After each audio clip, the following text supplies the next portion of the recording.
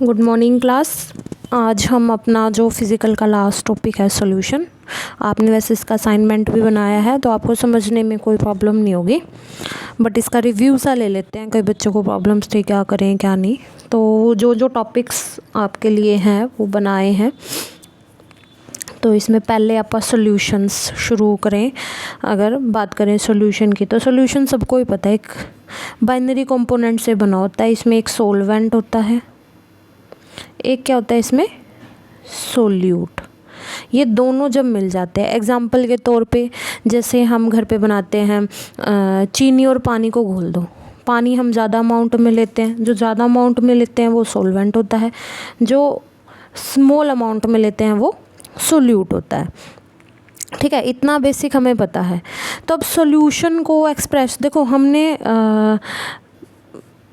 इससे पहले जो फिज़िकल के एक्सपेरिमेंट करे हैं उसमें हमने परसेंटेज, मोलैरिटी, नॉर्मैलिटी, जर्नल हम ये टर्म्स यूज़ करते हैं कंसंट्रेशन को एक्सप्रेस करने के लिए। तो सॉल्यूशन में भी कुछ कंसंट्रेशन है, किसकी? सोल्यूट की।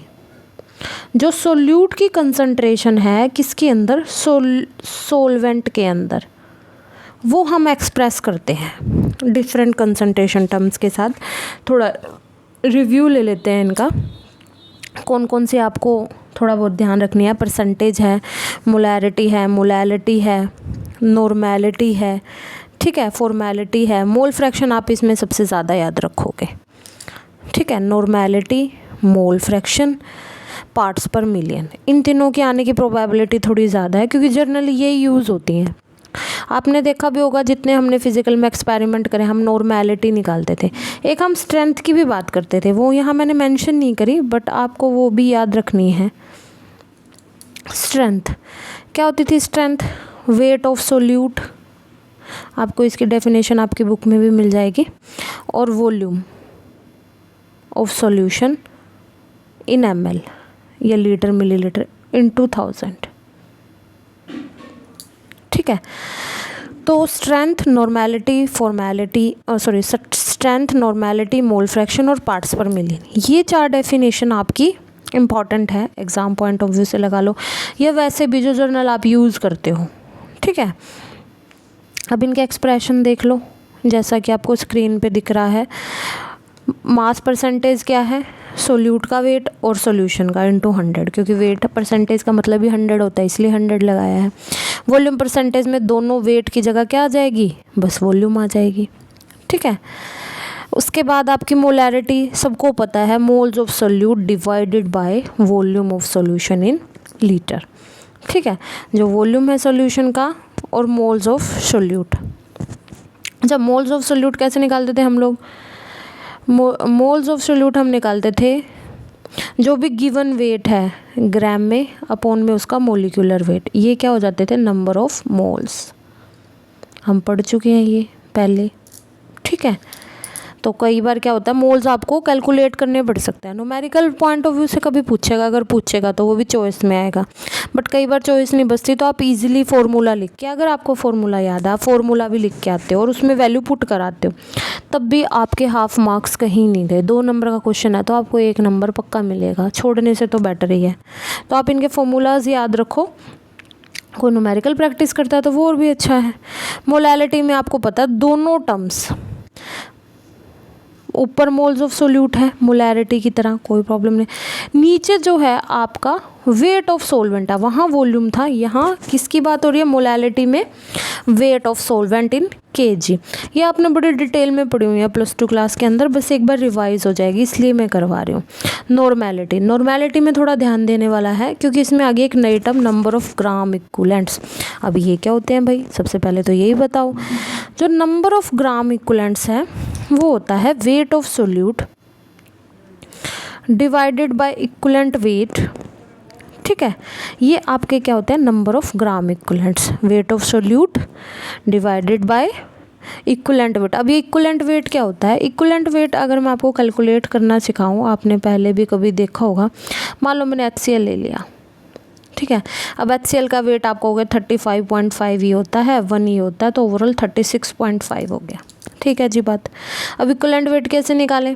अब 36.5 divided by it's acidity basicity, या इसके ऊपर जो भी, अगर ये एसिडिटी बेसिसिटी किस चीज़ के अंदर है, मान लो मैंने NaOH ले लिया, कितने OH रिलीज़ करेगा ये? 1। तो इसकी एसिड की हमेशा बेसिसिटी होगी और बेस की हमेशा एसिडिटी होगी, ठीक है। तो इसमें इसकी वैल्यू 1 आ जाएगी। अगर मैं HCl की बात करूँ, कितने H+ देगा ये? एक ही देगा, तो यहाँ पे इसकी वैल्यू कितनी हो जाएगी? 1 हो जाएगी। तो इसका इक्विवेलेंट वेट कितना आ जाएगा? 36.5। अगर मैं आपसे एक और बात करूँ, H2SO4, इसका अगर आपसे मैं पूछूं भाई इक्विवेलेंट वेट बताओ H2SO4 का, तो आपको पता 2H+ देगा। मतलब जो इसका जो H2SO4 का मोलिकुलर वेट है वो कितना है? 2 सल्फ़र का हो गया 32 और 16 चौके 64, 98 टू 100 हो गया टोटल, ठीक है। H2SO4 का मोलिकुलर वेट कितना हो गया? 100। तो 100 तो ये हो गया, और 2 ये देता है क्या? इसको बोलते हैं molecular weight divided by it's, तुम ये बोल सकते हो acidity in case of acid base, basicity in case of acid, या फिर charge on metal in case of metallic ion. जो भी मेटल आयन है उस केस में हम चार्ज देख लेंगे। मान लो मैंने आयरन +2 की बात कर ली, ठीक है। तो इसमें डिवाइड में क्या आ जाएगा? 2 आ जाएगा, ठीक है। तो जैसे जैसे आप एग्जाम्पल करोगे, आपकी बुक में दे रखे हैं, आपको ईजी लगेगा। आपने +2 की बुक में भी देख सकते हो, बहुत डिटेल में करवाया होगा, ठीक है। तो इक्विवेलेंट वेट निकाल लोगे यहाँ से, ठीक है। और वेट ऑफ सोल्यूट दिया होगा कितने ग्राम में, इक्विवेलेंट में मास आपको निकालना बता ही दिया। वॉल्यूम ऑफ सोल्यूशन गिवन होगा, मल्टीप्लाई बाय 1000। हाँ, अगर लीटर में लोगे फिर 1000 से डिवाइड नहीं करोगे, ठीक है। अगर मिलीलीटर में लोगे तब 1000 से मल्टीप्लाई करोगे, वरना अगर ये लीटर में है तब आप डिवाइड नहीं करोगे। तो कोशिश करो कि 1000 वाली टर्म याद ही ना रखो, इसको लीटर में ही रखो। अगर चेंज करना होगा तो यू कैन चेंज, ठीक है। इजी सा फॉर्मूला लर्न रखो। फॉर्मेलिटी में कुछ नहीं है।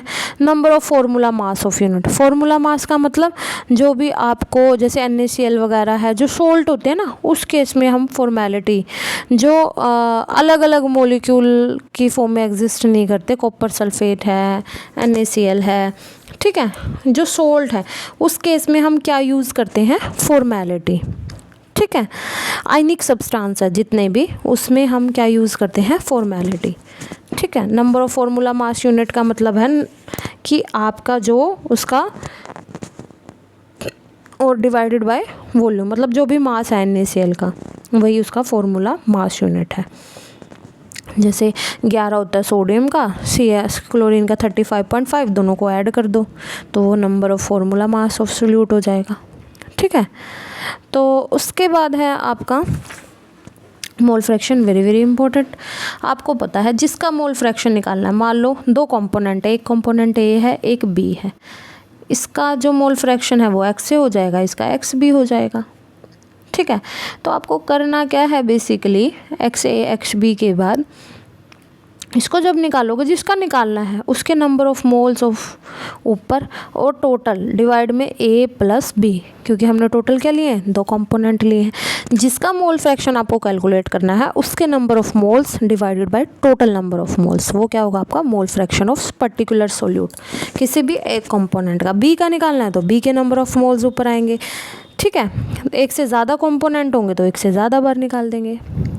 पार्ट्स पर मिलियन का क्या मतलब है? पार्ट्स पर मिलियन का मतलब है when A solute is present in extremely small quantity.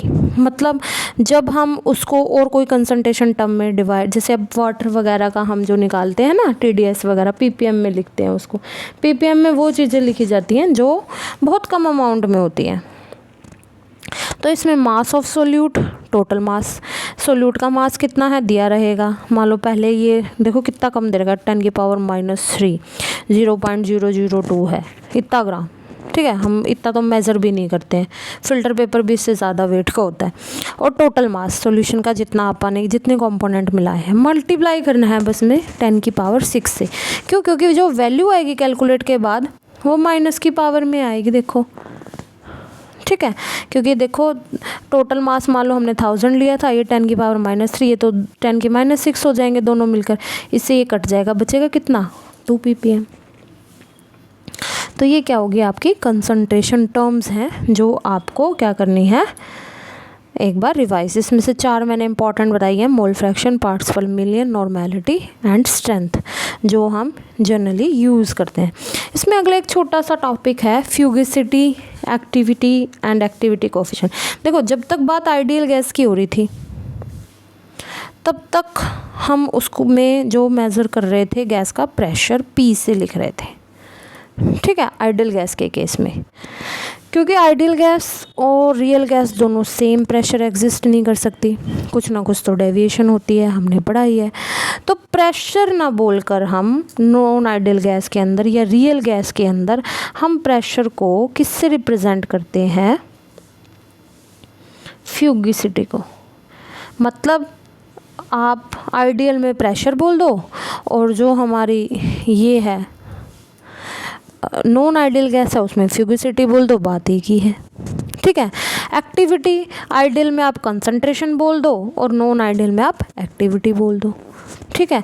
इनका जो रिलेशन है उनको रिलेट करने के लिए हम कोई कांस्टेंट यूज़ करते हैं, वो एक्टिविटी कोफिशिएंट। इनका रिलेशन देखो, आपको इतना याद रखना है, ये दिया था एक साइंटिस्ट लुईस थे, उन्होंने इंट्रोड्यूस किया था। ये म्यू क्या है, केमिकल पोटेंशियल है, ठीक है।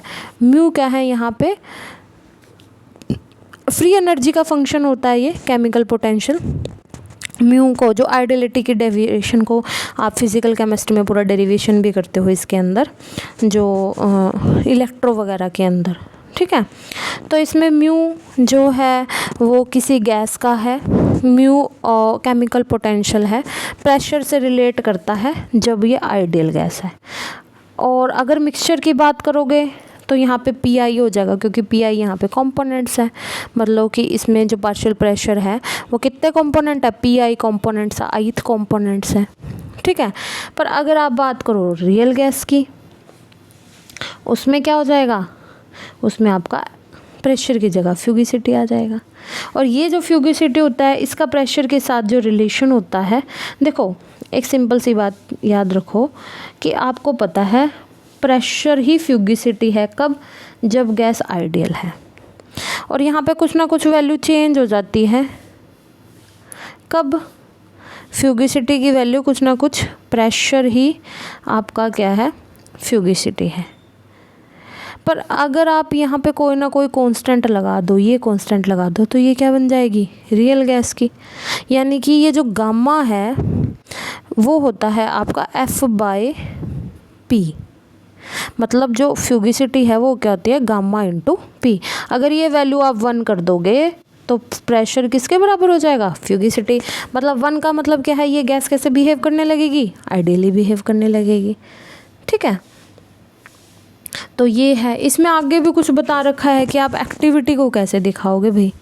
जो एक्टिविटी होती है आपको पता है, इसमें जो यहाँ प्रेशर था μI μ0 प्लस RT ln, यहाँ पे कंसंट्रेशन हो जाएगा, ठीक है। और जो आपकी नॉन रियल गैस है या नॉन आइडियल गैस है, उसमें यहाँ C की जगह क्या, AI आ जाएगा बिल्कुल। और जो एक्टिविटी होगा वो हो जाएगा आपका A = गामा इंटू C, क्या हो जाएगा, गामा इंटू C। मतलब अगर गामा की वैल्यू 1 कर दो तो एक्टिविटी और कंसंट्रेशन 1, मतलब आइडियल गैस। सिमिलर है बिल्कुल दोनों का रिलेशन, ठीक है। तो ये होगी एक्टिविटी कोफिशिएंट, फ्यूगिसिटी, इनकी बात, ठीक है। नेक्स्ट देखो भाई, थोड़ा सा इंट्रोडक्शन दे देते हैं, नेक्स्ट क्लास में करेंगे इसको, राउट्स लॉ। अब राउट्स लॉ क्या बोलता था, आपने पढ़ा होगा प्रीवियस क्लासेस में कि अगर हम किसी सॉल्यूशन, देखो 2 टाइप के सोल्यूट है, वोलेटाइल और नॉन वोलेटाइल। वोलेटाइल जो उड़ जाए हवा में, ठीक है। नॉन वोलेटाइल जो स्टेन रहे उसी के अंदर, उनका सॉल्यूशन बनेगा।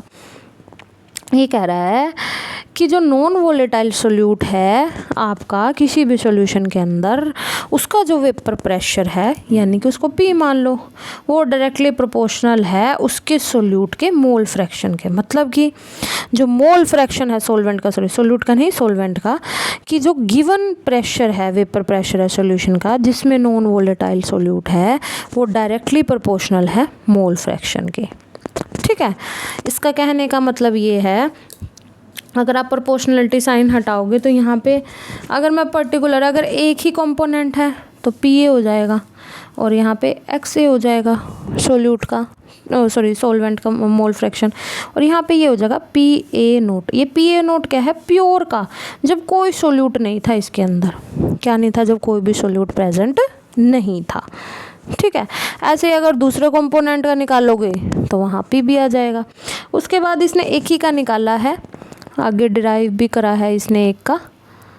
क्या किया है इसने आगे डिराइव कैसे किया है? ये जो P था, PA नोट है और XA नोट है, सॉरी नोट नहीं लगेगा तो प्योर का नहीं है ना। तो अब ये कह रहा है कि P बाय तुम PA नोट कर दो और यहाँ पे XA कर दो। अब एक माइनस यहाँ कर दो और एक में से माइनस ये कर दो, दोनों को क्रॉस मल्टीप्लाई करके सोल्व कर दो, तो जो हमारा एक्सप्रेशन आता है वो ये आ जाता है, ये वाला। ठीक है, PA नोट क्या है? प्योर सोल्वेंट का जो आपका वेपर प्रेशर है। P क्या है आपका? जब आपने नॉन वोलेटाइल ऐड कर दिया, और X क्या है आपका? मोल फ्रैक्शन है। ठीक है, तो इस तरीके से आप क्या कर सकते हो, इसका कैलकुलेट कर सकते हो राउट्स लॉ के अकॉर्डिंग। अब जो राउट्स लॉ को ओबे करेगा वो आइडियल सॉल्यूशन, जो राउट्स लॉ को ओबे नहीं करेगा वो नॉन आइडियल सॉल्यूशन। तो आज हम यहीं तक रखते हैं, आइडियल नॉन आइडियल सॉल्यूशन हम आगे करेंगे। आपको इसमें इतना ही करना है। थैंक यू सो मच, हम नेक्स्ट क्लास में देखते हैं अगला।